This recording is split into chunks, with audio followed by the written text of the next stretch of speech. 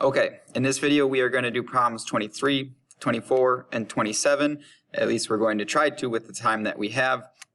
In each of these problems, 23, 24, and 27, are problems that we are trying to solve these trigonomic functions. So we're going to isolate the trig function, set it equal to something or have it set equal to something, draw out the triangles, and figure out what the x values actually are.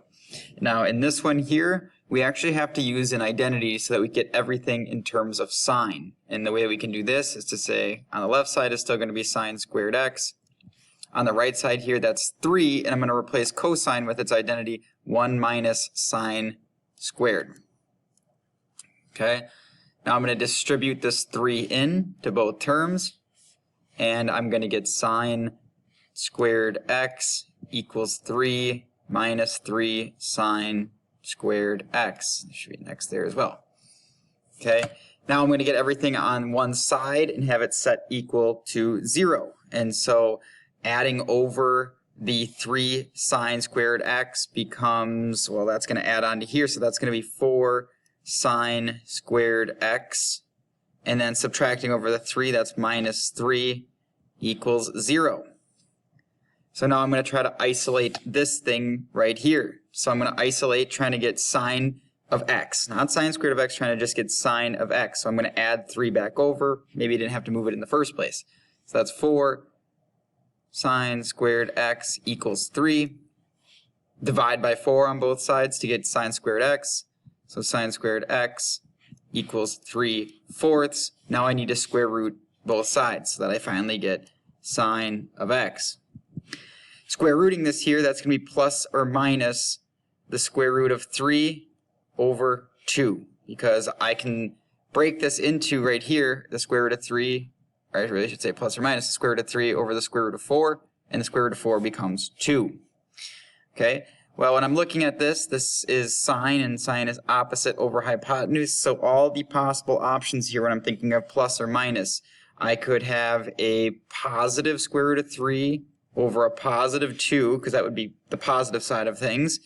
I could have a negative square root of 3 over a positive 2. That's the negative side of things. And I think those are my only options because I cannot make the hypotenuse negative. So if there's only going to be one negative and one positive here.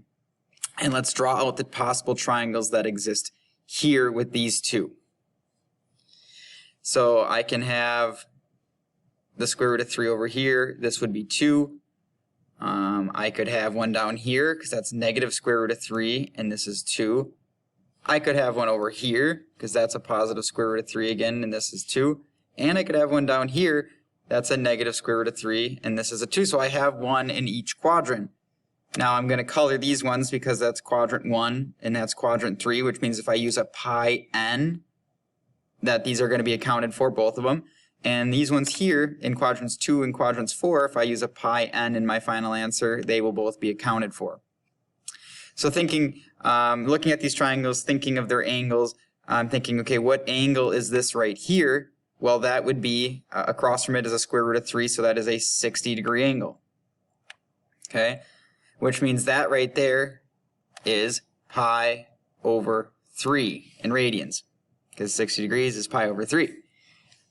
Now the other one right here, that would be, well, it's 60 again, 60 away from 180, so that's 120, and 120 would be 2 pi over 3 radians.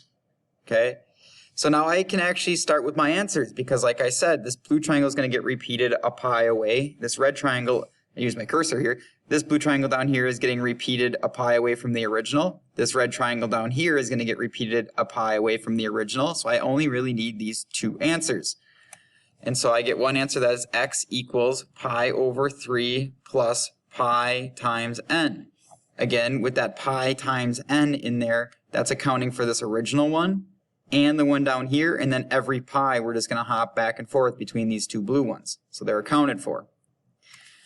The other answer would be x equals 2 pi over 3 plus a pi n, and again a pi n for the same reason as the other one.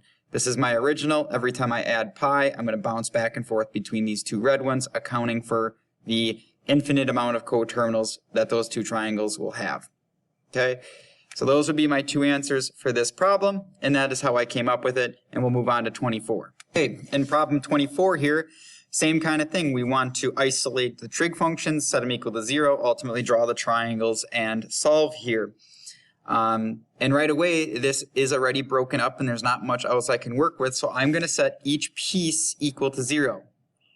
Just like I would be if I factored something, or, you know, many times in algebra we'll get x plus 1, x minus 2 equals 0. We'll set them both equal to 0. Same thing's going to happen here, because when two pieces are multiplied together, we can set them both equal to 0 and solve. So my first one is going to be the cosine of 2x equals 0.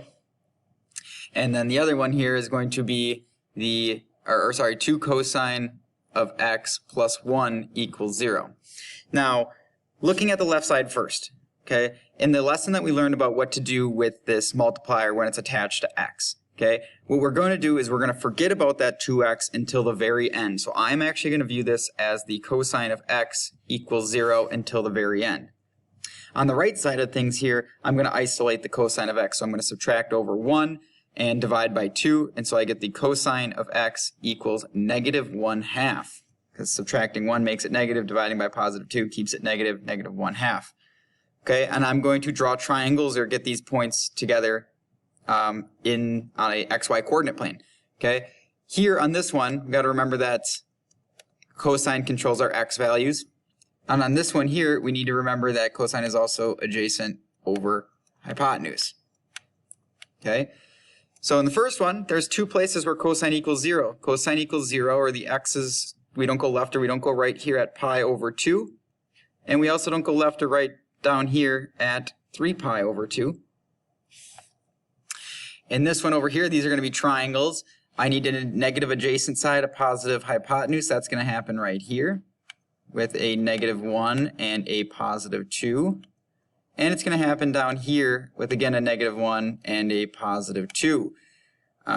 This right here would ultimately be a 60-degree angle, because this would be the square root of 3 over here, which means I'm 60 away from 180. That's 120, which means right here that is 2 pi over 3.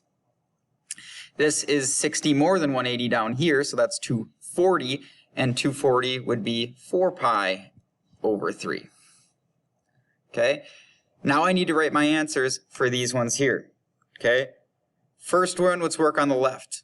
And on the left, again, we are going to ultimately go back to 2x soon here, but we're going to say that regular x, not 2x, regular x equals pi over 2 plus pi n. And I'm using a pi times n here because, again, if I'm visualizing this point as my starting point, when I go a distance of pi, I'm going to take me to 3 pi over 2, so that's accounted for. If I go another pi, I'm back up at pi over 2. I go to another pi, and I just keep bouncing back between these points following this right here. Now, before we go to the right side, let's actually finish this left side. This is not your final answer because we didn't have x. We actually have 2x. And so I'm going to say 2x equals this business over here, pi over 2 plus pi times n. And now I'm going to solve this for x, which means I'm going to divide both sides by 2 here. They'll cancel, and I'm going to be left with x equals, well, I can do this division separately. Pi over 2 divided by 2, that's pi over 4. Okay, keep, change, flip is the idea there. Pi over 2 times 1/2 is the same thing as pi over 2 divided by 2. And then the other one, plus dividing this piece, that's pi over 2 times n. And there is one of your answers for this problem. We still have to work the other side here. On this one here, we have x equals 2 pi over 3, and this time I'm going to say plus 2 pi times n, because, again, when these quadrants are right next to each other, that's something to remember. When these quadrants are right next to each other, like 2 and 3 are, you have to use a 2 pi n, and that is because a pi distance, so if I start at this right here, this triangle up here, and I go a pi distance, it would put me here in the 4th quadrant where there is nothing. And the same thing is going to apply for the other triangle. It's going to have to be a 2 pi n, because again, if I went 1 pi, I would be in the 1st quadrant, which there's nothing there. So just think about rotating these triangles by pi, and if we can't put them by pi, then it has to be 2 pi n as well. So the other answer here is, this is going to be 4 pi over 3 plus a 2 pi times n, and all these in the boxes would be my answers here. Okay, we have the one from the left, we have the one from the right, and I remember a question came up before, why do I have two? Well, that's because I had to set both of these equal to 0 independently, which means I'm solving them separately, but I want all of the answers combined. Okay, on to the last one here. In this one here, we have a unique one in the sense that we are going to have to be creative in the way that we ultimately isolate the trig function. And what I'm going to do is try to use some kind of identities to simplify this and ultimately get it to work for us, or get it in terms of just one trig function instead of 3 different ones here. And what I'm going to do here is say that I have the cosine of x plus the sine of x over 1 times tangent, which is sine over cosine, and this is going to equal 2. And these should be x and x here. Okay, I'm going to do the multiplication right here, right over here, and that's going to give me cosine of x plus sine squared x over cosine of x. Okay, because when you multiply straight, you got to multiply your numerators, you got to multiply your denominators, so sine times sine is sine squared, 1 times cosine is cosine. Now I'm going to try to put these over a common denominator so that I can actually add them together, which means I got to multiply this piece here by cosine over cosine. What that will give me is cosine squared x over cosine of x plus sine squared x over cosine of x. This equals 2. Continue solving, we can actually add them together, so we get cosine squared x plus sine squared x all over cosine of x equals 2. And then this numerator now is an identity. Sine squared plus cosine squared, or reversing that, cosine squared plus sine squared is equal to 1. So this is 1 over cosine of x equals 2, which this means 1 over cosine is secant equaling 2, or maybe helpful to see it as 2 over 1. Secant is hypotenuse over adjacent, and so we can create some triangles here. There are 2 places where the hypotenuse is going to be 2 and the adjacent is 1, and that is right here and right here. Thinking about what angle this is, well, that would have to be the square root of 3 over here, so that's a 60-degree angle. This is also a 60-degree angle. The first one, 60 away, there's just 60 degrees, can be represented by pi over 3.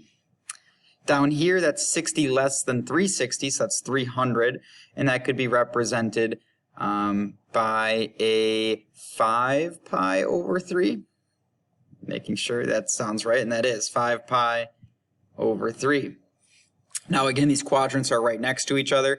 Or on this one, I think we're actually working, and let me check quickly. Yes, we're working in an interval, and I didn't put that in here. We're working in an interval from 0 to 2 pi, which means anytime we're working in an interval, we don't have to include that plus 2 pi n or the pi n, because we don't need the infinite coterminals. We just need the ones inside that interval. So my answers here are actually right here. I have x equals pi over 3 as one of my answers, and I have x equals 5 pi over 3 as one of my answers, and right there I would have my answer to these problems.